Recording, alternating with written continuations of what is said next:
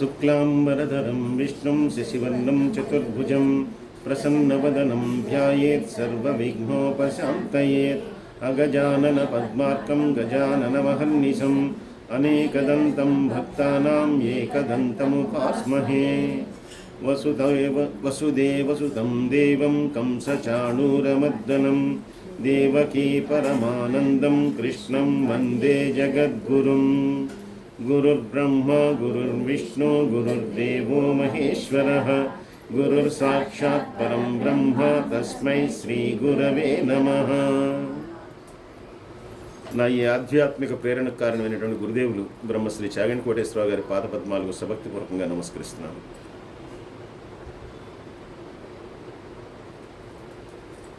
శ్రీ గురు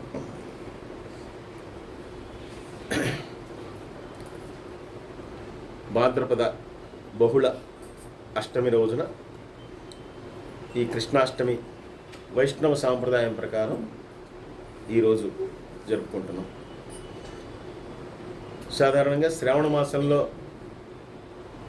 వచ్చేటటువంటి అష్టమి అందరం జరుపుకుంటే, వైష్ణవులు మాత్రం ప్రత్యేకించి ఈ భాద్రపద మాసంలో వచ్చేటటువంటి బహుళపక్షంలో వచ్చేటటువంటి అష్టమి తిథి నాడు ఈ కృష్ణాష్టమిని జరుపుకోవటం అనేటటువంటిది జరుగుతూ ఉంటుంది. ఈ కృష్ణాష్టమి రోజున కృష్ణుని గురించినటువంటి 4 వాక్యాలు ఏదైనా చెప్పమని చెప్పి అడిగారు. కాబట్టి శ్రీకృష్ణ పరమాత్మ అంటే భాగవతం, అందుకని భాగవతం నుంచి కొన్ని విషయాల్ని మనం తెలుసుకోవడానికి ప్రయత్నిద్దాం. సాధారణంగా శ్రీరాముడు కానీ, లేదంటే మన వినాయకుడు కానీ, లేదు అమ్మవారు కానీ, వీళ్ళందరూ కూడా ఆయా మాసాల్లో, అంటే భాద్రపద శుద్ధ చవితి, ఆశ్వేజ శుద్ధ దశమి, ఆయనేమో మరి చైత్ర శుద్ధ నవమి, అంటే శుక్లపక్షంలో జన్మించినటువంటి వాళ్ళు అందరూ, పౌర్ణమికి ముందర జన్మించినటువంటి వాళ్ళు. కానీ కృష్ణ పరమాత్మ బహుళపక్షంలో జన్మించాడు, అంటే అమావాస్య ముందర. సాధారణంగా మనం ఏంటంటే అమావాస్య ముందర ఏ పని చేయడానికైనా కొంచెం సంకోచిస్తాం, అమావాస్య ముందర ఏ పని చేయం కూడా. కానీ మరి కృష్ణ పరమాత్మ, అటువంటి కృష్ణ పరమాత్మే ఎందుకు అష్టమి తిథిని కూడా, ఎందుకో అష్టమి నాడు కష్టాలని రకరకాల వీటితోటి అష్టమి తిథిని ఎందుకో మనం అది మంచి తిథి కాదు అని అనుకుంటాం. అటువంటి అష్టమి తిథి నాడే ఆయన జన్మించడం జరిగింది. అలాగే బహుళపక్షంలో జన్మించాడు. ఎందుకంటే బహుళపక్షం అంటే చీకటి రాత్రులు. అటువంటి చీకటి రాత్రుల్లో కృష్ణ పరమాత్మ యొక్క జననం జరిగింది. అంటే ప్రపంచం అంతటికీ కూడా జ్ఞానం పంచటానికి ఆయన ఆ అంధకారంలో ఆయన వచ్చినటువంటి ఒక జ్ఞానమూర్తి. అందుకే మిగిలినటువంటి అవతారాల కంటే ఈ అవతారం పరిపూర్ణమైనటువంటి అవతారం కృష్ణావతారం అని చెప్పి మనకి చెప్పబడుతుంది. ఎందుకంటే అవతారాలు ఎన్ని వచ్చినా కూడా అవి ఒక విశేషమైనటువంటి ఒక కారణం కోసం వస్తాయి. అవతారాలన్నీ కూడా, అంటే వామనుడు కానీ, నృసింహావతారం కానీ, ఏవైనా సరే ఒక ప్రత్యేకమైనటువంటి కారణం, ఒక దుష్ట సంహారం కోసం వచ్చినటువంటివి. ఆ దుష్ట సంహారంగానే అవతారాలన్నీ కూడా పరిసమాప్తి అయిపోయినాయి. అంటే మళ్ళీ భగవంతుడు తన యొక్క నిజస్థానానికి వెళ్ళిపోయాడు. కానీ శ్రీరామునిగా వచ్చినటువంటి ఆ శ్రీరాముడు, అలాగే కృష్ణ పరమాత్మ, వీళ్ళు మాత్రం చాలా కాలం పాటు అందరితో కూడా మమేకమై వాడు చాలా సంవత్సరాలు కాలం గడపడం ఈ భూమి మీద జరిగింది. త్రేతాయుగం నాటి శ్రీరామచంద్రుడు అయితే కనుక కొన్ని వేల సంవత్సరాలు ఆయన రాజ్యపాలన కూడా చేసి ఆయన మరి అందరినీ కూడా సుఖింపజేశాడు. అలాగే రామరాజ్యం అంటేనే మరి ఆ రోజుల్లో ఎప్పటికీ కూడా ఎప్పటికీ రామరాజ్యం అంటే మళ్ళీ అటువంటి రామరాజ్యం లాంటి రాజ్యం లేదు అనేటటువంటి ఒక నానుడి అందరిలోనే ఉండిపోయింది. కృష్ణ పరమాత్మ ద్వాపర యుగానికి కలియుగానికి సంధికాలంలో వచ్చినటువంటి అవతారం. అంటే చిట్ట చివరిలో, అంటే ఇక కలి ప్రభావం అనేటటువంటిది ప్రారంభించబోయే ముందర వచ్చినటువంటి అవతారం. త్రేతాయుగంలో లాగా తపస్సులు, యజ్ఞాలు, యాగాలు ఇలాంటివన్నీ కూడా కొంచెం కొంచెంగా అంతరించిపోతున్నటువంటి సమయంలో కృష్ణ పరమాత్మ యొక్క జన్మం జరిగింది. అలాగే కృష్ణ పరమాత్మ వచ్చేటప్పటికీ హిరణ్యకశిపుడు లాంటి రాక్షసులు, లేదంటే ఎన్నో వరాలు పొందినటువంటి రావణాసురుడు లాంటి మహారాక్షసులు ఎవరు కూడా భూమి మీద లేరు. కానీ వీళ్ళు అన్ని తపస్సులు, అన్ని వరాలు పొందకపోయినప్పటికీ అంతకంటే భయంకరమైనటువంటి అసుర ప్రవృత్తి కలిగినటువంటి మానవులందరూ కూడా ఆ కాలంలో ఉన్నారు. ఒక జరాసంధుడే కావచ్చు, ఒక కంసుడే కావచ్చు, ఇటువంటి వాళ్ళందరూ కూడా. అంటే హింస అనేది పెచ్చుమీరిపోతోంది. ధర్మం అనేటటువంటిది పూర్తిగా అడిగంటిపోతున్నటువంటి తరుణంలో కృష్ణ పరమాత్మ యొక్క జననం జరిగింది. అయితే కృష్ణ పరమాత్మకు ముందు బలరాముడు అంటే ఆదిశేషుడు ముందర ఆయన వచ్చాడు. ఎలా అయితే త్రేతాయుగంలో శ్రీరామునికి ఆ లక్ష్మణుడు ఎలా వచ్చాడో, మిగిలినటువంటి ఆయుధాలు భరత శత్రుఘ్నులుగా వచ్చాయో, ఈ అవతారంలో ఆయన కంటే ముందర ఆదిశేషుడు వచ్చాడు. ఆదిశేషుడు వచ్చినప్పుడు అంటే 7వసారి ఆవిడ గర్భంతో ఉన్నప్పుడు, దేవకీదేవి గర్భంతో ఉన్నప్పుడు భగవానుడు యోగమాయను పిలిచి, ఇప్పుడు దేవకీ గర్భంలో ఉన్నటువంటి శిశువును తీసుకెళ్ళి రోహిణీ గర్భంలో ప్రవేశపెట్టు. రోహిణి కూడా వసుదేవుని యొక్క భార్య. అయితే వసుదేవుడు కారాగారంలో పట్టడం వల్ల వసుదేవుడు మరి రాజ్యం కోల్పోయాడు. అంతేకాదు కారాగార వాసం చేస్తున్నాడు. కాబట్టి ఆయన భార్య అయినటువంటి రోహిణిని మిత్రుడైనటువంటి వసుదేవునికి మిత్రుడైనటువంటి నందుడు ఆయన వాళ్ళ ఇంట్లో పెట్టుకున్నాడు. అందుకని ఆవిడ కూడా ఆ సమయంలో ఆ గోకులంలోనే అంటే ఆ రేపలలోనే ఉండిపోయింది ఆవిడ. అటువంటి సమయంలో ఆ గర్భంలోకి ముందరగా ఈ దేవకీదేవి వస్తున్నటువంటి 7వ గర్భాన్ని ప్రవేశపెట్టమని చెప్పాడు. 7వ గర్భాన్ని అందులో ప్రవేశపెట్టడం వల్ల సంకర్షణం చేశారు. కాబట్టి అంటే ఈ రోజుల్లో ఉన్నటువంటి రకరకాల కొత్త నేపథ్యాలు ఏవైతే మనం వింటున్నామో, అంటే ఈఎఫ్ఐలు ఇలాంటివన్నీ కూడా అంటే ఆ రోజుల్లోనే అవన్నీ కూడా జరిగాయి. ఎందుకంటే మరి ఆ కౌరవులు కూడా పిండాన్ని ఆయన 100 మందిని చేసేదాన్ని ఆయన్ని వాటన్నిటిని పుట్టించాడంటే, అలాగే అగస్త్య మహర్షి జననం, ఇవన్నీ కూడా ఈరోజు ఏదైతే మనం సైన్స్ అని చెప్పుకుంటామో దీనికంటే అద్భుతాలు ఆ రోజుల్లోనే ఋషులు మునులు వీళ్ళందరూ కూడా చేశారు. అలా ముందుగా ప్రవేశపెట్టినటువంటి గర్భం రోహిణీ గర్భంలోకి ఆ బలరాముడు వెళ్ళాడు. అందుకే ఆయనకి సంకర్షణుడు అనేటటువంటి పేరు వచ్చింది. తర్వాత మళ్ళీ ఈయన చెప్పింది ఏంటంటే, పరమాత్మ చెప్పింది ఏంటంటే, యోగమాయని నువ్వు మళ్ళీ యశోద గర్భంలోకి ప్రవేశించు, తర్వాత జరగాల్సినటువంటిది నేను నడిపిస్తానని చెప్పారు. ఈయన తన యొక్క తేజస్సుతోటి వసుదేవుల్లో ప్రవేశించి తద్వారా దేవకి నుండి ఆయన అష్టమ గర్భంలో ఆయన జన్మించడం జరిగింది. అయితే కృష్ణ పరమాత్మ జన్మించినప్పుడే ఒక అద్భుతం జరిగింది. అదేంటంటే కృష్ణ పరమాత్మ జన్మించగానే మొత్తం కూడా కారాగారం అంతా విపరీతమైనటువంటి కోటి సూర్యుల కాంతి, విపరీతమైనటువంటి కాంతితో నిండిపోయింది. అయితే అక్కడ ఉన్నటువంటి వాళ్ళందరూ కూడా నిద్రావస్థలోకి వెళ్ళిపోయారు. కాబట్టి ఎవరికి కూడా జరుగుతున్న విషయం ఏంటనేది ఎవరికీ తెలియదు. అందరూ కూడా మాయలో ఉండిపోయారు. వసుదేవుడు మాత్రం చూస్తూ ఉన్నాడు ప్రత్యక్షంగా. అంతేకాకుండా ఆయన చతుర్భుజాలతోటి ఆయన యొక్క ఆయుధాలు ఏవైతే ఉన్నాయో వాటన్నిటితో కూడా ఆయన పరమాత్మ అక్కడ ప్రత్యక్షమయ్యాడు. ప్రత్యక్షంగానే ఈయన ఒక్కసారి నమస్కరించుకున్నాడు. అలాగే దేవకీదేవి కూడా అప్పుడే ప్రసవించినటువంటి ఆ దేవకీదేవి కూడా నమస్కరించుకుంది. అయితే ఇద్దరూ కూడా ఆ భగవంతుని యొక్క తేజస్సును చూడలేకపోయి ఈ ఆశ్చర్యానికి లోనైనటువంటి స్థితిలో ఆయన వాళ్ళకి చెప్పింది ఏంటంటే, ఈయన ఒక వసుదేవుడు, అలాగే ఆవిడ పుష్ని అనేటటువంటి ఆవిడ బ్రహ్మగారి చేత సృష్టింపబడినటువంటి వీళ్ళందరూ కూడా. అయితే వీళ్ళని ప్రతి సృష్టి చేయమని చెప్పి బ్రహ్మగారు అడిగినప్పుడు వాళ్ళు 12,000 సంవత్సరాలు తపస్సు చేశారు. తపస్సు చేసినప్పుడు ప్రత్యక్షమై కావాల్సినటువంటి వరాన్ని కోరుకోమని చెప్పి పరమాత్మ అడిగినప్పుడు, నువ్వు మా గర్భయందు నువ్వు వసించాలి, నువ్వు మాకు కొడుకుగా పుట్టాలి అనేటటువంటి వరాన్ని కోరుకున్నప్పుడు అది ఇప్పుడు సాధ్యపడదు. అది సాధ్యపడినప్పుడు అవసరం వచ్చినప్పుడు నేను తప్పకుండా మీకు జన్మిస్తాను అని చెప్పి నేను జన్మిస్తానని చెప్పి మీకు వాగ్దానం చేసి ఉన్నాను. ఇంతకుముందు అదితి కశ్యపులుగా మీరు ఉన్నప్పుడు వామన అవతారంలో ఒకసారి నేను వచ్చాను. ఇప్పుడు అవసరం వచ్చింది కాబట్టి ఇప్పుడు నేను ఈ అవతారంలో మళ్ళీ వచ్చాను అని చెప్పాల్సింది చెప్పి, మీరు చేసుకున్నటువంటి ఆ పుణ్యఫలం వలన మీకు ఇటువంటి జన్మ సంస్కారం కలిగింది. అంతేగాక పూర్వజన్మ స్మృతి అనేటటువంటిది మీకు ఇచ్చాను, నా దర్శన భాగ్యం కూడా కల్పించాను. ఇంక నుంచి మీరు మాయా ప్రపంచంలోనే ఉంటారు. అంటే దీన్నంతా కూడా మర్చిపోతారు. కృష్ణుడు అంటే మామూలుగా నాకు పుట్టినటువంటి పిల్లవాడే అనుకుంటారు. అటువంటి స్థితిలో మీరుంటారు అని చెప్పి ఆయన వారికి ఇచ్చినటువంటి ఆ సంస్కారాన్ని వెనక్కి తీసుకున్న తర్వాత అక్కడ యశోదా గర్భంలో ప్రవేశపెట్టినటువంటి ఒక చిన్న శిశువులాగా అక్కడ జననం జరిగింది. వసుదేవుడు వెళ్ళాడు, ఆవిడని తీసుకొచ్చాడు, ఈయనట్టు మార్చేశాడు. ఈ రకంగా కృష్ణ పరమాత్మ యొక్క జననం జరిగింది. కృష్ణ పరమాత్మ గురించి చెప్పుకోవాలంటే కనుక ముఖ్యంగా ఆయన బాల్యం గురించే. మరి ఎందుకంటే అదే అందరికీ కూడా చాలా ఆసక్తి కలిగించేటటువంటి విషయం. అయితే మిగిలినటువంటి అవతారాలకి కృష్ణావతారానికి ఉన్నటువంటి ఒక తేడా కూడా ఏమిటంటే,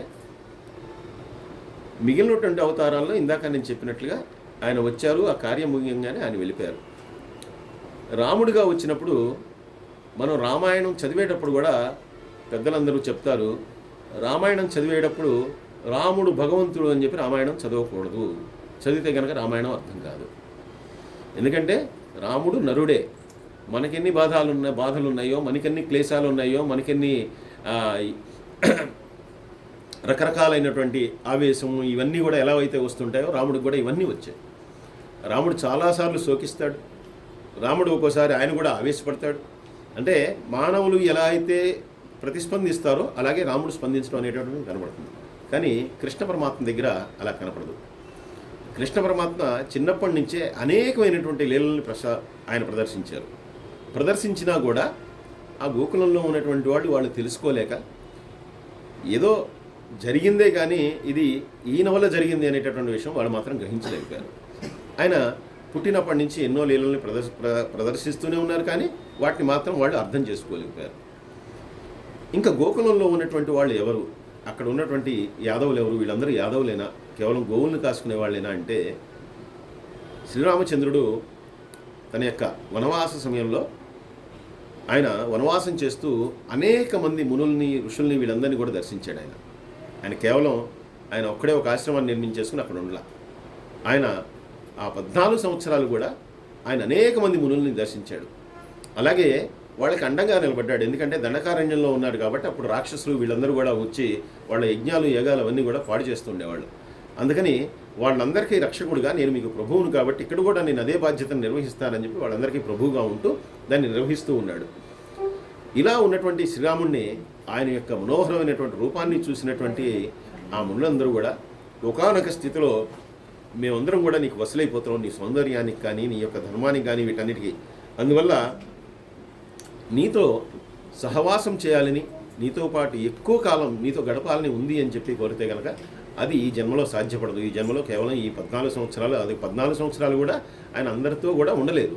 అందువల్ల ఇది తర్వాత జన్మలో మీ అందరికీ కూడా ఇది సాధ్యపడుతుంది అని చెప్పి ఆ ప్రభావ కారణంగా వీళ్ళందరూ కూడా ఆ గోకులంలో ఉన్నటువంటి గోపికా స్త్రీలు గాను అలాగే మిగిలినటువంటి గోపబాలురు గాను వాళ్ళందరూ కూడా వచ్చారు. అందుకనే వాళ్ళందరితో ఈయన ఆడుకున్నాడు. ఎలాంటి ఆటలు ఆడుకున్నాడంటే వాళ్ళందరితో ఈయన పిడిగుద్దులు తిన్నాడు, వాళ్ళందరితో ఒంగుడు దూకుళ్ళు ఆటలాడుకున్నాడు. అంటే వాళ్ళు ఎలా అయితే ఆడుకుంటారో అలా ఈయనతో ఆడుకున్నా కూడా ఈయన పరమాత్మను భావించకుండా అక్కడ ఉన్నప్పుడు ఒక గోపబాలుడుగానే ఈయనంతా కూడా వర్తించాడు. అలాగే ఈయనకు వచ్చినటువంటి అనేకమైనటువంటి నామాలు, ఏ భగవంతుడికైనా వచ్చేటటువంటి అష్టోత్తరంలో మనం చేసుకునేటటువంటి నామాలన్నీ కూడా ఆయన యొక్క గుణాల వలన వస్తాయి. ఈయన కొన్ని ప్రత్యేకమైనటువంటి నామాలని సంపాదించుకున్నాడు. గోవర్ధనధారుడు, ఎందుకంటే గోవర్ధనగిరిని ఆయన ఎత్తాడు కాబట్టి. అలాగే దామోదరుడు అనేటటువంటి మరొక పేరు ఈయనకి. దామోదరుడు అంటే దామ ఉదరుడు, అంటే ఉదరము అంటే పొట్ట, ఈ పొట్ట చుట్టూ కూడా తాడు కట్టబడినటువంటి వాడు. ఆ పేరును కూడా ఆయన తెచ్చుకున్నాడు. 2-3 సంవత్సరాల వయసులో ఈ పేరు, ఆ దామోదరుడు అనేటటువంటి పేరు ఆయనకు వచ్చింది. ఇది ఎందుకు వచ్చింది అంటే, అందరికీ తెలిసినట్లుగానే ఈయన చిలిపి పనులన్నీ చేస్తుండేవాడు, అల్లరి చిల్లర పనులన్నీ చేస్తుండేవాడు. అందరి ఇళ్ళకి వెళ్ళటం, అక్కడ నుంచి వెన్న మిగడ ఇవన్నీ కూడా తెచ్చుకోవటం, ఆయన తినటం, పక్క వాళ్ళకి పెట్టడం, ఇవన్నీ కూడా చేస్తూ ఉన్నాడు. అందుకని ఇప్పుడు కూడా మిగిలిన వాళ్ళందరూ కూడా చాడీలు చెప్పడం, నేరాలు చెప్పటం.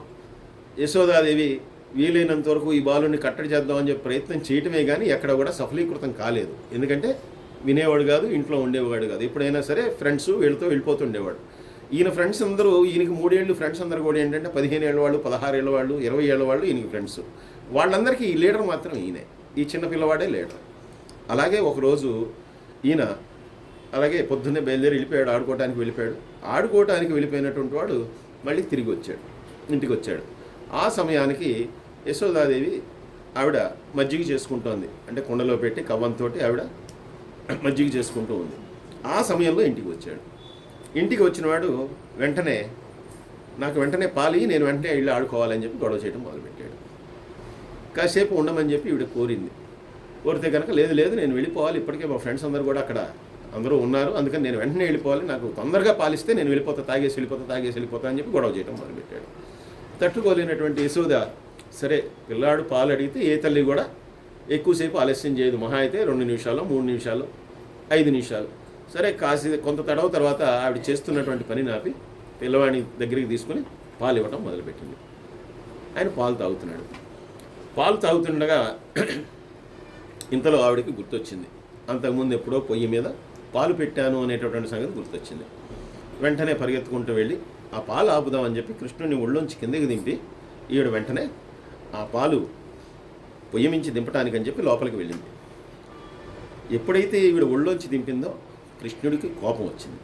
పాలు ఇస్తూ వెళ్ళిపోయింది, మధ్యలో నాకు పాలు ఇవ్వకుండా వెళ్ళిపోయిందని చెప్పి ఆవిడ మజ్జిగ చేస్తున్నటువంటి కొండ ఏదైతే ఉందో దాన్ని అక్కడ ఉన్నటువంటి ఒక రాయి తీసుకుని రాతితో కొట్టాడు.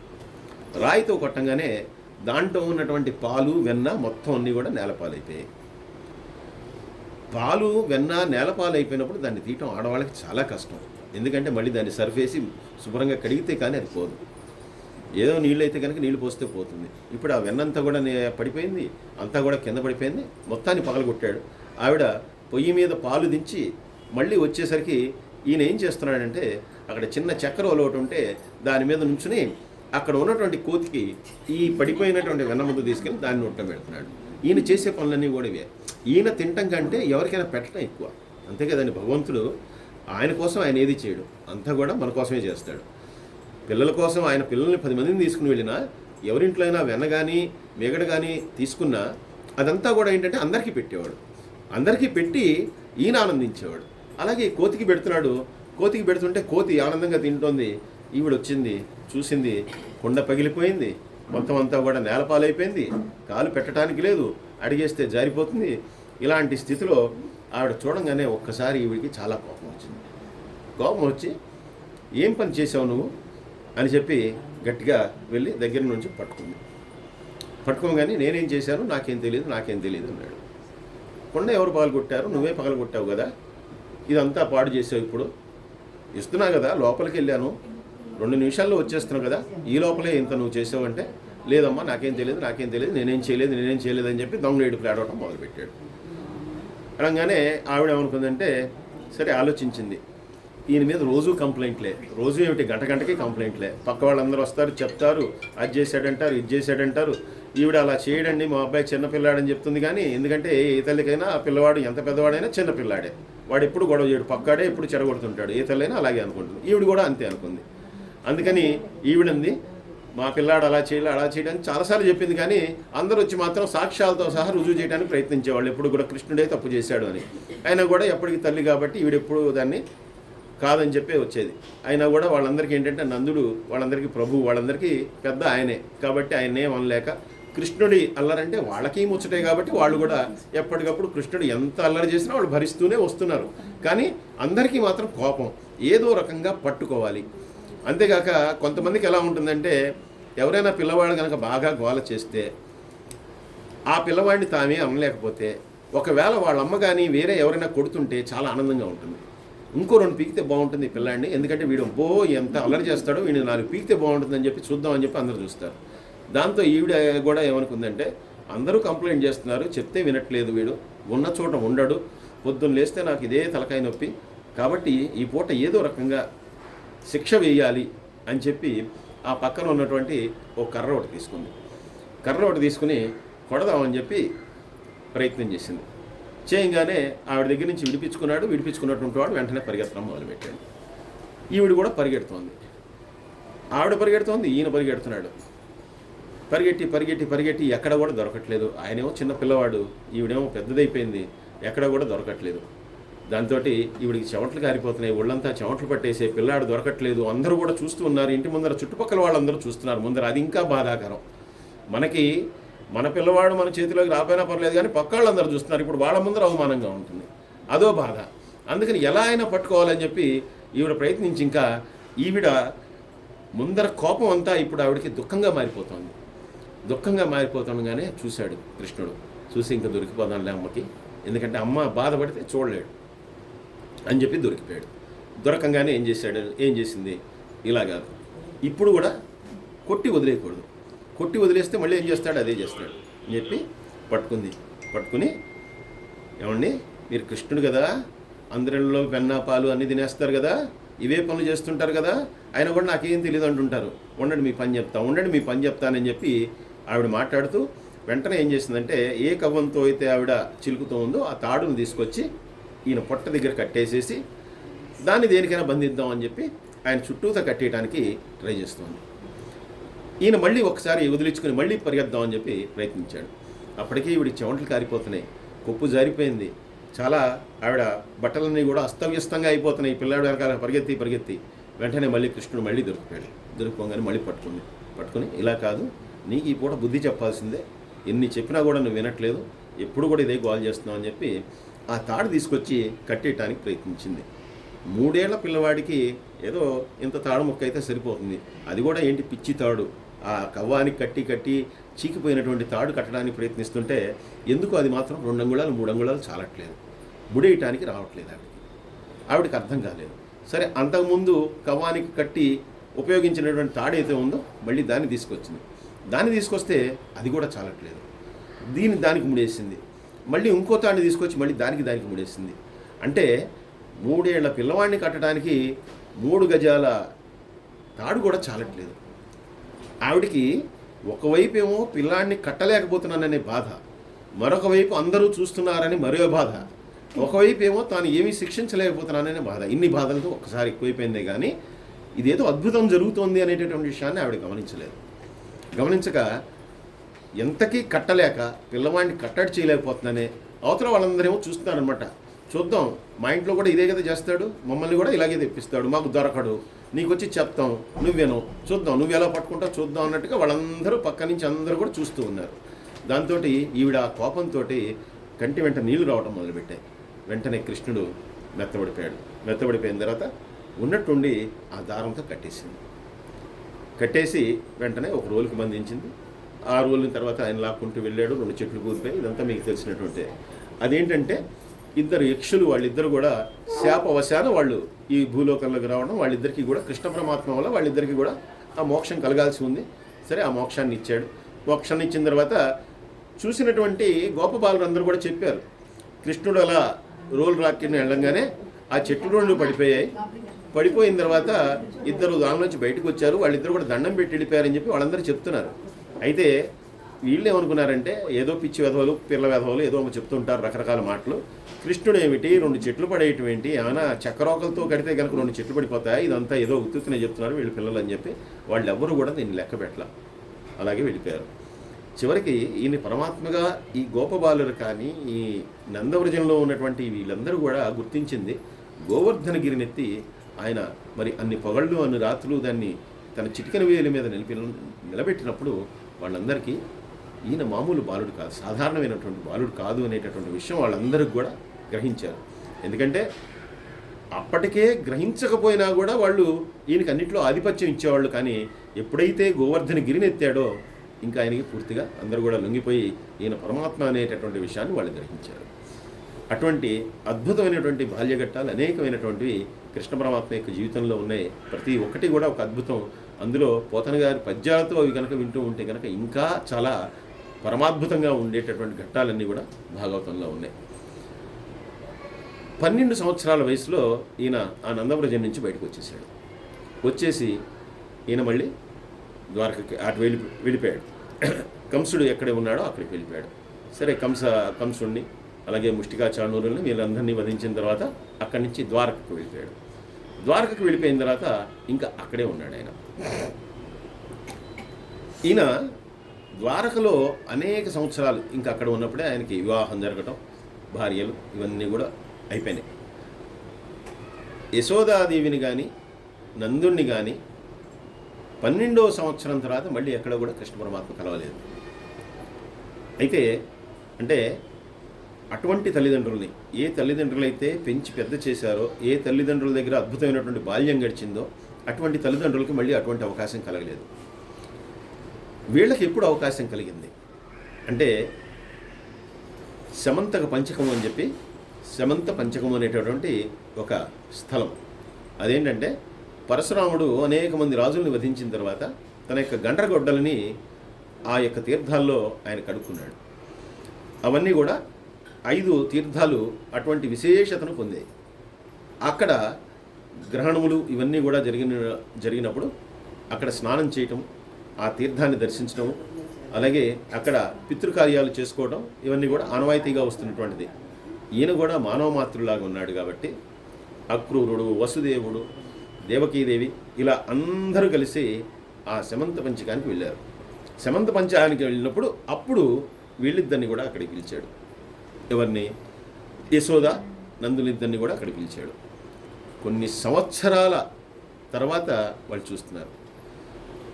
ఒక్కసారి కృష్ణుడిని బలరాముడిని చూసినటువంటి ఆ తల్లి ఆనందంతో తబ్బిబ్బైపోయి, మీ ఇద్దరిని కూడా నా ఒళ్ళో కూర్చోబెట్టుకోవాలని ఉంది, ఇంత వయసు వచ్చినా సరే ఒక్కసారి మీ ఇద్దరిని నా ఒళ్ళో కూర్చోబెట్టుకోవాలని చెప్పి ఆవిడ అడిగింది. ఆవిడ యొక్క కోరికను తెచ్చి వాళ్ళిద్దరు కూడా ఆవిడ ఒళ్ళో కూర్చున్న తర్వాత ఆవిడ అడిగింది, చిన్నప్పుడంతా నా దగ్గర పాలు తాగావు, మా ఇంట్లో వెన్నెలు తిన్నావు, మా ఇంట్లో ఆడుకున్నావు, గోపబాలుడు అందరితో కూడా క్రీడించావు, అసలు మాకు సమయమే తెలియలే నువ్వు ఉన్నంతసేపు, అలాంటిది ఇన్ని సంవత్సరాల విరహాన్ని మాకు ఇచ్చావు మళ్ళీ, అలాగే కనీసం నీ భార్యలను కూడా పరిచయం చేయవా మాకు, అసలు నీ భార్యలను కూడా చూపించవా అని చెప్పి దీనంగా అడిగినప్పుడు ఆయన యొక్క మహిషుల్ని 8 మంది భార్యల్ని ఆయన పరిచయం చేశాడు. ఈ 8 మంది భార్యల్లో అందరికీ తెలుసు, రుక్మిణీదేవి, అలాగే సత్యభామ, జాంబవతి, అలా నాగ్నజితి, ఇలా కాళింది, ఇలాగ 8 మంది భార్యలు. వీళ్ళు కాకుండా నరకాసురుణ్ణి వధించిన తర్వాత ఆయన చెరలో పెట్టినటువంటి 16,000 మంది వారిని కూడా ఈయన తీసుకొచ్చి వాళ్ళని వాళ్ళ స్థానాలకు వాళ్ళని వెళ్ళిపోమంటే వాళ్ళు ఎవరు కూడా ఒప్పుకోలే. ఎందుకంటే ఇప్పుడు కనుక మేము వెళ్తే కనుక మమ్మల్ని చెరబట్టాడు కాబట్టి ఎవరు కూడా మమ్మల్ని అంగీకరించరు, మా తల్లిదండ్రులే మమ్మల్ని రానివ్వరు, అందుకని మమ్మల్ని కూడా నువ్వే స్వీకరించిన అడిగిన మీదట వాళ్ళందరినీ కూడా తన ద్వారకలోనే ఉంచుకున్నాడు. ఈ రకంగా ఆ 16,000 మంది వీళ్ళందరూ కూడా ఆయన భార్యలుగా ఉన్నారు. ఆ శమంత పంచకంలో జరిగినటువంటి ఒక ఘట్టం గురించి నేను ఈ విషయం అంతా కూడా ప్రస్తావించడం జరుగుతుంది. దేవకి వసుదేవులు ఇద్దరు కూడా ఇప్పుడు అంటే బలరాముడు వాళ్ళ పిల్లవాడే, ఎందుకంటే 7వ గర్భాన్ని అటు మార్చి ఇటు తెచ్చారు కాబట్టి, అది కాక రోహిణి యొక్క కుమారుడే కాబట్టి, కృష్ణుడు వాళ్ళ అబ్బాయే. అయితే మిగిలిన 6 ఆ దేవకి దేవంది, నువ్వు ఎన్నో అద్భుతాలు చేసావు, నీ గురువుగారి దగ్గర విద్యాభ్యాసం చేసి మరణించినటువంటి ఆయన పుత్రుని తీసుకుని వచ్చి ఇచ్చావు, అలాగే నువ్వు పరమాత్మగా కీర్తింపబడుతున్నావు, నీ యొక్క గొప్పతనం అందరికీ తెలుసు, పెద్ద గోవర్ధనగిరిని చిటికన వెలి మీద కొన్ని రాత్రులు కొన్ని పగళ్ళు మోసావు, ఎన్నో అద్భుతాలు చేసినటువంటి నీకు ఇంకొక అద్భుతాన్ని చేయడం పెద్ద కష్టమేం కాదు. ఇప్పుడు నాకు అటువంటి అద్భుతాన్ని ఒకటి చూడాలని ఉంది. అదేంటంటే 6 పిల్లల్ని పుట్టంగానే మా అన్నయ్య చంపేశాడు, ఒక్కళ్ళని కూడా ఒళ్ళో కూర్చోబెట్టుకుని పాపాన పోలేదు, ఒక్కళ్ళకు కూడా నేను పాలు ఇచ్చినటువంటి నా ఇది తీరలేదు నాకు. ఇప్పుడు ఆ 6 నాకు ఎక్కడ ఉన్నారో నాకు కావాలి, ఆ 6 పిల్లల్ని నువ్వు ఏదో రకంగా తీసుకొచ్చి నాకు చూపించమన్నాడు. సరే అని చెప్పి కృష్ణ పరమాత్మ వెళ్ళాడు. వెళ్ళి వీళ్ళందరూ కూడా అప్పటికే పాతాళంలో కూడా కాదు, ఇంకా రసాతలంలో ఉన్నారు. బలిచక్రవర్తి అక్కడ, ఆయన బలిచక్రవర్తిని అంతకుముందే వామనుడిగా ఆయన కింద పంపించాడు. ఈయన బలిచక్రవర్తి దగ్గరికి వెళ్ళాడు. బలిచక్రవర్తి దగ్గరికి వెళ్ళగానే ఆయన సాధారణంగా ఆహ్వానించాడు. ఆహ్వానించిన తర్వాత నాకు ఇప్పుడు ఆ 6 నాతో పంపిస్తే కనుక ఒక్కసారి నా తల్లికి చూపించిన తర్వాత మళ్ళీ నీ దగ్గరికి వస్తారని చెప్పాడు. పరమాత్మ నువ్వు అడిగిన తర్వాత నేను కాదనేది ఉంది, అలాగే తీసుకెళ్ళని చెప్పి సంతోషంగా వాళ్ళందరినీ పంపించాడు. వాళ్ళందరినీ తీసుకుని ఇప్పుడు ఈయన మళ్ళీ తిరిగి శమంత పంచకానికి వచ్చాడు. వచ్చిన తర్వాత అసలు ఈ 6 ఎందుకు చచ్చిపోయారు, పుట్టగానే వీళ్ళు ఎందుకు చచ్చిపోయారు? వీళ్ళు 6 కూడా వసువులు. వీళ్ళు అంతా కూడా బ్రహ్మలోకంలో ఉండేటటువంటి వాళ్ళు. బ్రహ్మగారు సరస్వతీదేవిని, ఆయన అంటే సరస్వతీదేవి బ్రహ్మగారి యొక్క భార్య అని చెప్పి చెప్పుకుంటాం మనం. అయితే మరొక రకంగా చూస్తే కనుక మరి ఈ సృజించినటువంటి వాడు ఎవడు? సృష్టికర్త ఎవరు? బ్రహ్మ. అంటే బ్రహ్మగారి వల్లే సృష్టి అంతా వచ్చింది. ఎవరైనా వచ్చింది బ్రహ్మగారి వల్లే. ఒక్క ఈశ్వరుడు అలాగే విష్ణుమూర్తి తప్పితే మిగిలినటువంటి సృష్టి అంతా కూడా ఆయన నుంచి వచ్చినటువంటిదే. దక్ష ప్రజాపతి కావచ్చు, కశ్యపుడు కావచ్చు, మరీచుడు కావచ్చు, ఎవరైనా సరే వీళ్ళందరూ ఆయన దగ్గర నుంచి వచ్చినటువంటి వాళ్ళే. అంటే ఆయన సృజించినటువంటి స్త్రీనే ఆయన స్వీకరించాడు అనేటటువంటి దాంతో బ్రహ్మవేత్తలైనటువంటి ఈ 6 కూడా నవ్వారట. మీరు బ్రహ్మవేత్తలయ్యుండి చిన్న విషయాన్ని కూడా అర్థం చేసుకోకుండా అజ్ఞానంతో మీరు ఇలా చేసినందుకు మీ 6 కూడా భూమి మీద జన్మించవలసి వస్తుంది అని చెప్పి ఈయన శపించాట బ్రహ్మగారు. శపించినప్పుడు వీళ్ళందరూ కూడా ఆయన పాదాల మీద పడి, ఇంత చిన్న తప్పుకు అంత పెద్ద శిక్ష, మాకు ఈ శిక్షణ ఎలా పోతుంది అని చెప్పినప్పుడు, మీరు పుడతారు కానీ వెంటనే మీకు మరణం కూడా ప్రాప్తించడం వల్ల మీరు ఆ రాక్షస లోకానికి వెళ్ళిపోతారు. ఆ తర్వాత కృష్ణ పరమాత్మ మీకు మళ్ళీ బ్రహ్మలోకానికి పంపించేటటువంటి ఏర్పాటు చేస్తాడని చెప్పి వాళ్ళకి ఆ శాపం యొక్క విమోచనాన్ని చెప్పాట. ఆ కారణంగా ఈ 6 కూడా దేవకీ గర్భంలో జన్మించారు. యోగమాయ చేత పెట్టబడ్డారు వీళ్ళందరూ కూడా. అంటే దేవకీదేవికి ఫస్ట్ గర్భం నుంచి కూడా అంతా కూడా విష్ణుమాయ అనేటటువంటిది అక్కడ నడుస్తూ ఉన్నది. అంటే ఈయన అష్టమ గర్భంలో ఈయన రావాల్సినటువంటి దానికి మొట్టమొదటి నుంచే ఈయనంతా కూడా ఒక దీని ప్రకారం, ఒక ప్రణాళిక ప్రకారం అంతా కూడా చేసుకుంటూ వచ్చారు. అందుకని మొట్టమొదటి 6 కూడా ఆ రకంగా, 7వ వాడు సంకర్షణుడు, 8వ వాడు శ్రీకృష్ణుడు. ఈ 6 కూడా అందుకనే పుట్టంగానే ఆ కంసుడి చేతిలో మరణించారు. వాళ్ళకి చాలాగా హాయిగా వాళ్ళకి పరిసమాప్తి అయిపోయింది. భూలోకంలోకి వచ్చారు, వెంటనే పోయారు. వెంటనే వాళ్ళందరూ కూడా బలిచక్రవర్తి దగ్గర హాయిగా ఉన్నారు. ఇప్పుడు 6 తీసుకొచ్చిన తర్వాత దేవకీదేవి మళ్ళీ ఒక కోరిక కోరిందిట. ఏనాడు చిన్నప్పుడు వాళ్ళకి ఒక్కసారి కూడా పాలివ్వలేదు. ఇంకా ఆ కోరిక నాలో మిగిలిపోయిందంటే కృష్ణ పరమాత్మ యొక్క అనుగ్రహం వల్ల ఆవిడికి అప్పుడు స్తన్యం వచ్చిందిట. అంటే ఆ వయసులో ఆవిడికి స్తన్యం వచ్చి 6 బిడ్డల్ని ఆవిడ దగ్గరికి తీసుకుని 6 కూడా పాలిచ్చిన తర్వాత ఆ తర్వాత వాళ్ళందరూ కూడా ఇంకా ఒక్కసారి ఈ కృష్ణ పరమాత్మ మళ్ళీ ఆ రసాతల నుంచి పైకి తీసుకొచ్చిన తర్వాత వీళ్ళందరూ కూడా తిరిగి బ్రహ్మలోకానికి వెళ్ళిపోయారట. ఇలా కృష్ణ పరమాత్మ ముందు వచ్చినటువంటి 6 ఇటువంటి వాళ్ళు. ఇంకా కృష్ణ పరమాత్మకు సాక్షాత్తు జన్మనిచ్చినటువంటి ఈ దేవకీ వసుదేవులు కూడా వాళ్ళిద్దరు కూడా పుణ్యలోకానికి వెళ్ళిపోయారు. ఎందుకంటే వాళ్ళకి ఇదే ఆఖరి జన్మ అని చెప్పి కృష్ణ పరమాత్మ ఎప్పుడైతే అవతరించాడో అప్పుడే చెప్పాడు. అందుకని వాళ్ళు కూడా చిట్ట చివరిలో ఆ సమంతక పంచకం దగ్గరే వాళ్ళు అనేకమైనటువంటి యజ్ఞయాగాలన్నీ కూడా నిర్వర్తించి, ఎందుకంటే ఆ రోజున మిగిలినటువంటి అంటే యుధిష్ఠిరుడు, భీష్ముడు, కృపుడు, అలాగే ద్రోణుడు ఇటువంటి మహానుభావులందరూ కూడా కృష్ణుడు ఉన్నాడని వస్తే వీళ్ళు కాకుండా వశిష్ఠుడు, విశ్వామిత్రుడు, గౌతమ మహర్షి, యాజ్ఞవల్క్యుడు, ఋష్యశృంగుడు ఇటువంటివి వాళ్ళందరూ కూడా కృష్ణుడు సమంతక పంచకంలో ఉన్నాడు అని చెప్పి ఆయన్ని చూడటానికి వీళ్ళందరూ వచ్చారట. అప్పుడు ఇటువంటి ఇలా వచ్చినటువంటి ఋషుల్ని మునుల్ని అందరినీ కూడా ఉద్దేశించి వసుదేవుడు అడిగాట, మాకు మోక్షం కావాలి ఈ జన్మలో, అంటే జన్మరాహిత్యం పొందాలంటే ఏం చేయాలి అని చెప్పి చూసిన వాళ్ళందరూ నవ్వుకుంటున్నారట. సాక్షాత్తు పరమాత్మ తండ్రి అయినటువంటి ఈయన ఋషుల్ని మునుల్ని ఇటువంటి ప్రశ్న అడుగుతున్నాడు ఏంటి అని. కానీ ఎందుకు అడిగాడంటే, మరి కృష్ణుడు పరమాత్మ అయినా కూడా ఆయన మానవుడుగానే లోకంలోకి వచ్చాడు, మానవుడుగానే వీళ్ళకి జన్మించాడు. అంతేగాక ఆయనకి ముందరగానే దర్శనం ఇచ్చినా కూడా వసుదేవుడికి దేవికి వాళ్ళిద్దరికీ చెప్పాడు, ఈ దర్శనం అనేటటువంటిది కేవలం ఈ క్షణం వరకే, తర్వాత మీరు మళ్ళీ మాయలోనే ఉండిపోతారు, ఈ పంచభౌతికమైనటువంటి మాయలోనే ఉండిపోతారని చెప్పాడు. అందుకని వాళ్ళకి ఇంకా కృష్ణుడు పరమాత్మ అనేటటువంటి విషయం వాళ్ళకి ఇంకా మళ్ళీ అవగాహనలో లేదు, వాళ్ళ జ్ఞప్తికి లేదు. అందువల్ల ఇప్పుడు వాళ్ళని అడిగిన తర్వాత వాళ్ళు చెప్పారట, యజ్ఞాలు, యాగాలు, దానములు ఇలాంటివన్నీ కూడా చేయాలని చెప్పిన తర్వాత వసుదేవుడు అన్నీ కూడా నిర్వర్తించి చివరికి ఆయన కూడా మోక్షాన్ని పొందాడు. ఇంకా కృష్ణ పరమాత్మ చేసినటువంటి వాటిల్లో అనేకమైనటువంటి అద్భుతాల్లో మనం చెప్పుకోవాల్సినటువంటివి అర్జునునికి గర్వభంగం. ఎందుకంటే ఎవరికైనా కూడా గర్వం అనేటటువంటిది సర్వసాధారణంగా వచ్చేటటువంటి విషయం. అర్జునుడికి తన యొక్క పరాక్రమం వలన, ఎందుకంటే పరాక్రమం ఉన్నటువంటి వాడికి ఆ గర్వం అనేటటువంటిది ఇప్పుడు కూడా అధికం అవుతూ ఉంటుంది. అర్జునుడికి ఈయన పట్ల ఎంత నమ్మకం, ఎంత విశ్వాసం ఉందో, అలాగే ఒక్కోసారి తన యొక్క ప్రతాపం మీద, తన యొక్క శౌర్యం మీద, తన యొక్క వీరత్వం మీద కూడా అంతకంటే ఎక్కువ ఇది ఉంది. దాంతో అనేక సందర్భాల్లో అర్జునుడికి గర్వభంగాన్ని చేశాడు, ఆయన అక్కడ సరిచేస్తూ వచ్చాడు. అలాంటి సందర్భాన్ని ఇక్కడ ఒకటి చెప్పుకుందాం. ద్వారకాపట్నంలోనే అంటే ఆ ద్వారకా పరిసరాల్లో ఒక బ్రాహ్మణుడు ఉన్నాడు. ఈ బ్రాహ్మణుడి యొక్క భార్య గర్భవతి అవుతోంది.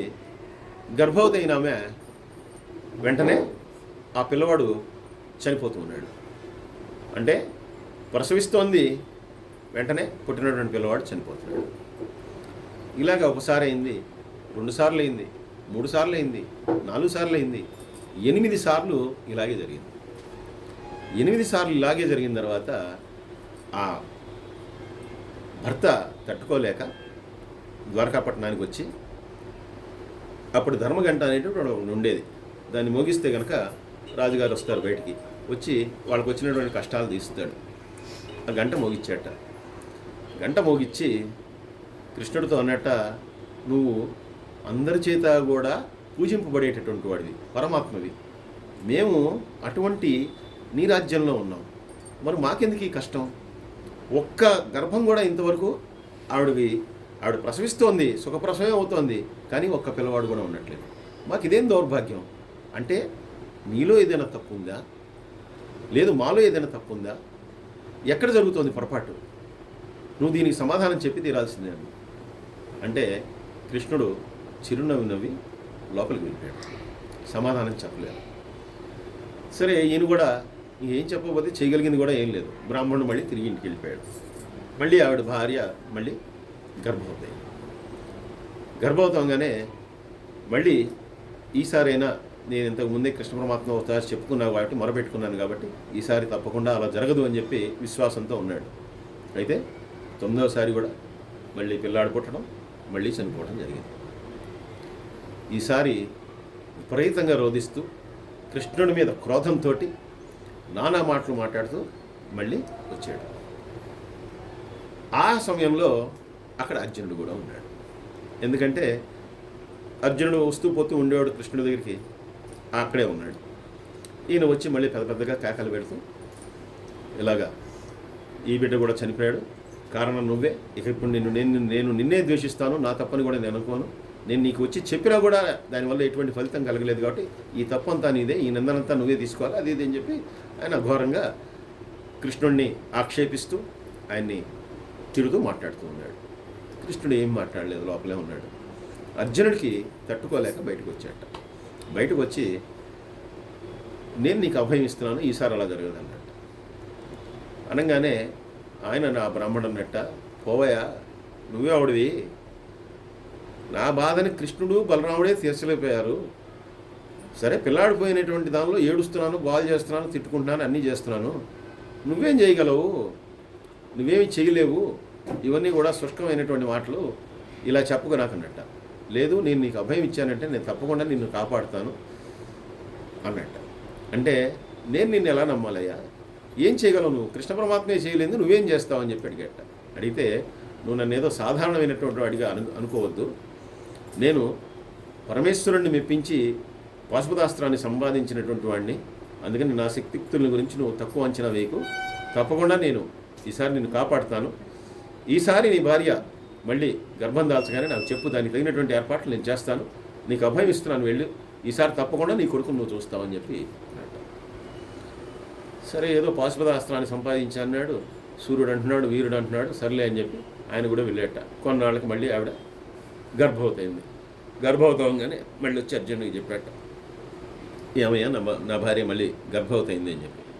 సరే, వెంటనే అర్జునుడు అక్కడికి వెళ్ళి ఆవిడ్ని ఒక ప్రదేశంలో ఎక్కడైతే ఉన్నారో ఆ చుట్టూదా కూడా తన యొక్క విలువిద్యా నైపుణ్యంతో అక్కడంతా కూడా ఒక పెద్ద మంటపంలాగా నిర్మించేసి, అంటే మంత్రయుక్తంగా, ఇక దానిలోకి ఏవి కూడా ప్రవేశించలేవు. ఎందుకంటే మనకి రామాయణంలో చూసినా కూడా రాముడు, ఆ లక్ష్మణుడు అటువంటి అస్త్రాలతోటే మొత్తంగానే నిర్మిస్తే కనుక మారీచుడు, సుబాహు వాళ్ళిద్దరూ కూడా రక్తం అవన్నీ పోసినా కూడా అవేమీ కూడా యాగశాలని ఏమీ చేయలేవు. అలాగే మరి ఎన్నో అద్భుతాలు చేశాడు అర్జునుడు కూడా తన యొక్క విలువిద్యా నైపుణ్యంతో. స్వర్గానికే మెట్లు కట్టాడు. అలాగా ఆ ప్రదేశం అంతా కూడా ఆయన మొత్తం కూడా ఒక రక్షణ వలయంలో తెచ్చేసి, ఇప్పుడు ఏ దుష్టశక్తి కూడా నీకు పుట్టబోయేటటువంటి నీ పిల్లవాడిని ఏమీ చేయలేదని చెప్పి అభయం ఇచ్చి, నేను ఉంటానైనా, నీ భార్య ప్రసవించేదాకా నేను ఇక్కడే ఉంటానయ్యా, ఈసారి నీ కన్నటువంటి పిల్లవాడిని నువ్వు చూద్దు కానీ ఆనందంగా అని చెప్పి ఈయన అన్నట్ట. అన్న తర్వాత సరే, ఇంత రక్షణ చేస్తున్నాడు కదా, చూద్దాం ఎలా ఏం జరుగుతుందో అని చెప్పి ఆయన కూడా చూస్తూ ఉన్నాడు. రావాల్సిన సమయం రానే వచ్చింది, ఆవిడ ప్రసవించింది. అప్పటిదాకా పుట్టినటువంటి వాడిని పిల్లాడు చచ్చిపోతుండేవాడు, వీళ్ళు తీసుకెళ్ళి వాడిని పాతి పెడుతూ ఉండేవాళ్ళు. ఈసారి పిల్లాడు పుట్టాడు, మాయమైపోయాడు. అసలు ఒకసారి మాయమైపోగానే అర్థం కాలేదు. వెంటనే ఈయన కోపం తారాస్థాయికి వెళ్ళిపోయిందట.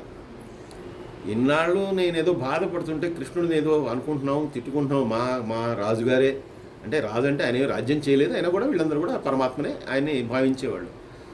ఇన్నాళ్ళు జరిగింది ఒక లెక్క, నువ్వేదో నన్ను కాపాడుతా అని చెప్పి నా దగ్గరికి వచ్చావు, ఇవన్నీ చేశావు, ఇప్పుడు పిల్లాడేమో అయ్యాడు.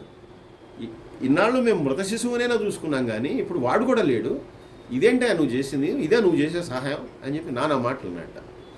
ఇంతకుముందే అర్జునుడు ఏం చెప్పాడంటే, ఈయనకి నమ్మకాన్ని కలిగిస్తూ, ఒకవేళ కనుక నేను ఆ శిశువుని కాపాడలేకపోతే నేను ఆత్మార్పణం చేసుకుంటాను అని చెప్పి కూడా అన్నాడు. ఆ మాట కూడా అన్నాడు, అది చెప్పడం మర్చిపోయాను మీకు. ఇప్పుడు అందుకని ఏం చేయాలి, అసలు పిల్లవాడే లేడు, పుట్టినవాడు పుట్టాడు, వెంటనే మాయమైపోయాడు. సరే ఇంక చేయగలిగింది ఏమీ లేదు, మాట ఇచ్చాడు కాబట్టి, అందులో రాజు క్షత్రియుడు, వెంటనే దానికి తగినటువంటి ఏర్పాట్లు చేయమన్నప్పుడు అప్పుడు కృష్ణుడు వచ్చి, ఇది కాదు చేయాల్సింది, విధి ఎలా జరగాలో అలా జరుగుతుంది. నేను ఎందుకు ఊరుకున్నా, నేను పిచ్చోండి అయ్యా, నేను మాట్లాడుకోని కూర్చుంది, నువ్వు వెళ్ళి వాగ్దానాలు చేస్తావా, పాశుపతాస్త్రం నారాయణాస్త్రం అని. సరే ఆ పిల్లల్ని నీకు చూపిస్తాను పద అని చెప్పి ఆయన తీసుకుని బయలుదేరాట. ఇప్పుడు అర్జునుడు కృష్ణుడు ఇద్దరు కూడా ఒక దివ్యమైనటువంటి రథంలో బయలుదేరిన తర్వాత సముద్రాలు, అధోలోకాలు ఇవన్నీ కూడా దాటి దాటి దాటి దాటి దాటి దాటి దాటి వాళ్ళు ఒక ప్రాంతానికి చేరుకున్నారు. ఆ ప్రాంతానికి చేరుకోగానే ఒక్కసారి ప్రీతమైనటువంటి ఆ కాంతిని దాన్ని చూడలేక ఒక్కసారి ఈయన కళ్ళు మూసుకున్నట్టు అర్జునుడు. అప్పుడు ఆ లోకంలో ఉన్నటువంటి ప్రభు వచ్చి కృష్ణుడికి అర్ఘ్యపాద్యాదులు ఇచ్చి ఆయన భక్తితో పూజించి, వెంటనే నీ రాక కోసమే ఎదురు చూస్తున్నావు, నువ్వు భూలోకంలో వచ్చేసి అవతారం భూలోకంలోకి వచ్చేసి చాలా రోజులైంది, అయినా కూడా అవతార పరిసమాప్తి కావట్లేదు, నువ్వు ఎలా అయినా సరే ఇక్కడికి రావాలని చెప్పి ఇక్కడ ఉన్నటువంటి యోగులు మినులు వీళ్ళందరూ కూడా వేచి చూస్తున్నారు నీ రాక కోసం, నీ దర్శనం కోసం. అంటే ఆయన వైకుంఠం నుంచి వచ్చేసాడు, ఎందుకంటే అక్కడి నుంచి వచ్చేసిన తర్వాత ఆయన దర్శనం ఎవరికి కూడా అవ్వట్లేదు, ఆయన భూలోకంలోనే ఉన్నాడు, భూలోకానికి వీళ్ళు రారు, మిగిలిన వాళ్ళు భూలోకానికి రారు, భూలోకం మందే, మనమే ఉంటాం, అందుకని వీళ్ళెవరు భూలోకానికి రారు, అందుకని మేము దర్శించుకోలేకపోతున్నాం, నువ్వు మా దగ్గరికి రావాలి కాబట్టి ఆ 10 మందిని మేమే లాక్కొచ్చాం కావాలని, ఇగోదా ఈ 10 మంది ఇక్కడే ఉన్నారు, కావాలంటే చూసుకో, నీ రాక కోసమే నీ దర్శనం కోసమే మేము చేసింది, నీ పక్కన ఉన్నవాడు కూడా మామూలు వాడు కాదు కదా, ఆయన కూడా నరుడు నారాయణుడు, ఇద్దరు కూడా దేవతాంశులే, అర్జునుడు కృష్ణుడు, మీ ఇద్దరిని చూడటం కోసం ఇక్కడ ఉన్నటువంటి యోగులు మునులు వీళ్ళందరూ పరితపిస్తున్నారు, దానికోసమే ఈ 10 మందిని మేము తీసుకురావాల్సి వచ్చింది, ఇదిగో నువ్వు వచ్చావు కాబట్టి మాకు దర్శనకాంక్ష తీరిపోయింది, మాతో ఒకరోజు గడిపి ఈ పిల్లల్ని తీసుకువెళ్ళు అని చెప్పి చెప్పాడు. అప్పుడు అర్జునుడికి చెప్పి, ఏదైనా సరే విధి అనేటటువంటిది బలీయమైంది, దాన్ని మించినటువంటిది ఏమీ లేదు, కాబట్టి ఇటువంటి శుష్క వాగ్దానాలు ఇలాంటివి కూడా ఎప్పుడూ చేయకు, పరమాత్మను మించి ఎవరు కూడా ఏమీ కాదు, నీ చేత ఏమీ కాదు, కాబట్టి ఎప్పుడైతే నేను ఏమి మాట్లాడట్లేదో నువ్వు కూడా మాట్లాడకూడదు, అది అతిక్రమించి నువ్వు చేసావు, నీకు దీని యథార్థాన్ని తెలియచేయడం కోసం ఇచ్చేసాను, ఈ 10 మంది కూడా పుట్టిన తర్వాత మరణించాల్సినటువంటి వాళ్ళే, అందుకే ఆ బ్రాహ్మణుడికి నేను ఏ సమాధానం ఇవ్వలేదు, వాళ్ళందరూ కూడా రావాల్సినటువంటి వాళ్ళే అని చెప్పి ఆ బ్రాహ్మణుడు కూడా మరి కృష్ణ పరమాత్మను అంత వేడుకున్నాడు కాబట్టి, కృష్ణ పరమాత్మను అంత నిందించాడు కాబట్టి, ఒక్కసారి ఆ 10 మందిని వాళ్ళకి దర్శనం చేయించిన తర్వాత, అంటే ఆ 10 మందికి కూడా భూమి మీద బతికేటటువంటి యోగం లేదు, అందుకని వాళ్ళందరూ కూడా అలాగే అంతరించిపోయారు. ఇలాగా ఆయన చేసినటువంటి మహాత్మ్యాలు కానీ ఆయన చేసినటువంటి లీలలు కానీ చెప్పుకోవాలంటే కనుక మనకి రోజుల తరబడి మనకి అర్థం కాదు. అంత విశేషమైనటువంటి అవతారము, పరిపూర్ణమైనటువంటి అవతారము, మానవులందరితో కూడా నడయాడినటువంటి అవతారము కృష్ణావతారం. అలాగే వెన్న, ఆయనకి ఇష్టమైనటువంటి ఇది వెన్న ఎలా వస్తుంది, వెన్న మిగిలినటువంటి పదార్థాలు అంటే పాలు కానీ ఇవన్నీ కూడా మనకి మామూలుగా లభ్యమైపోతాయి, కానీ వెన్న రావాలంటే పాలను తోడేయాలి, తోడేసిన తర్వాత ఆ పెరుగు మీద మేగడ తీయాలి, ఆ మేగడను తీసి దాన్ని బాగా చిలకాలి, చిలికితే కనుక దానిలోంచి చాలాసేపు చిలికిన తర్వాత మాత్రమే వెన్న వస్తుంది. ఏదో మిక్సీలో వేసి వాళ్ళ గిర్రంటే వస్తుంది, కానీ లేదంటే కనుక దాన్ని చాలాసేపు చేయాలి, దాన్ని కవ్వంతో చిలికితేనే ఆ వెన్న పడేది. అంటే ఎప్పుడైతే సంపూర్ణమైనటువంటి భక్తితోటి హృదయాన్ని మధిస్తామో అప్పుడే ఆయన యొక్క పాదాలను చేరుకోగలుగుతాం. వెన్న యొక్క అర్థం అది. అంతేగాని వెన్న అంటే మామూలుగా మనం బజార్లో కూడా కొనుక్కొచ్చేసి వెన్న ఆయనకి ఇష్టం అని చెప్పి వెన్న పెట్టడం కాదు. వెన్న అంటే భక్తి. భక్తికి పర్యవసానమే వెన్న. ఇక వెన్న నుంచి తర్వాత పదార్థం అనేటటువంటిది నెయ్యే తయారయ్యేది. వెన్న రావటానికే బోళ్ళన్నీ దాని ముందర ఇదంతా కూడా ప్రకరణం అంతా కూడా ఉంది. కాబట్టి భక్తి పారవస్యంతో ఎప్పుడైతే భగవంతుని గురించి మనం మధిస్తూ మన ఆత్మలో మనం ఆ భగవంతుని గురించి ఆలోచిస్తూ ఆయనకి దగ్గరగా అవడానికి ప్రయత్నం చేస్తాం, అప్పుడు మాత్రమే ఆయన పాదాలు చేరుకునేటటువంటి మనకి అవకాశం కలుగుతుంది. అదే వెన్న. వెన్న అంటే భక్తి. ఆ భక్తినే ఆయన ఇష్టపడతాడు. అంతేగాని ఈ లౌకికమైనటువంటి వెన్న ఆయనకి ఇష్టమని కాదు. కావాల్సిందే ఆయనకి భక్తి. అందుకే పత్రం పుష్పం ఫలం తోయం, ఇందాక 9వ అధ్యాయంలో కూడా చెప్పాడు ఆయన. అవి ఇస్తే చాలు, కానీ ఎలా ఇవ్వమన్నాడంటే భక్తితోటి ఇవ్వమన్నాడు. అలా ఏది ఇచ్చినా కూడా భక్తితో స్వీకరిస్తాడు. స్వీకరించిన దానికి 100 రెట్లు తిరిగిస్తాడు.